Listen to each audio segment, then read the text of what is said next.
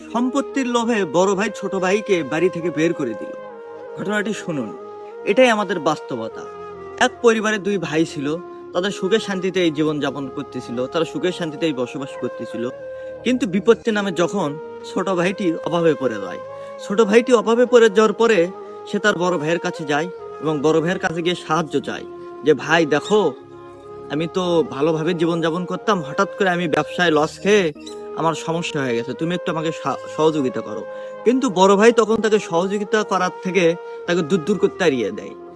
তারপরে সে ছোট ভাইটি কোনো উপায় না পেয়ে তার সয় সম্পত্তি বাড়িঘর সবকিছু বেচার সিদ্ধান্ত নেয়। বড় ভাই তখন তাকে একটি কথাও বলে যে আমার কাছে এই মুহূর্তে কোনো টাকা পয়সা নাই, আমি তোর কোনো সহযোগিতা করতে পারবো না। কিন্তু যখন এই ছোট ভাইটি তার তার বাড়ি ঘর, তার যত সয় সম্পত্তি আছে সবকিছু বেচার জন্য, বিক্রি করার জন্য রেডি হয়ে কাগজপাতি ঠিক করে, তখন বড় ভাই সবার আগে দৌড়ে এসে বলে, ভাই শোন, তুই এই সম্পত্তিগুলো বাইরে বিক্রি করিস না, কারণ এগুলো বিক্রি করলে আব্বার আত্মা কষ্ট পাবে। এই সম্পত্তিগুলো তুই আমার কাছে বিক্রি কর, কম বেশি করে আমিই নেই, আমাদের মধ্যেই থাকুক। তাহলে একটা জিনিস লক্ষ্য করুন, দেখুন, যখন সে তার ভাইয়ের কাছে সাহায্যের জন্য গেল, তার ভাইটি বলল আমার কাছে এখন কোনো অর্থ সম্পদ নেই, তোকে সাহায্য করার মতো আমার কাছে অর্থ নাই।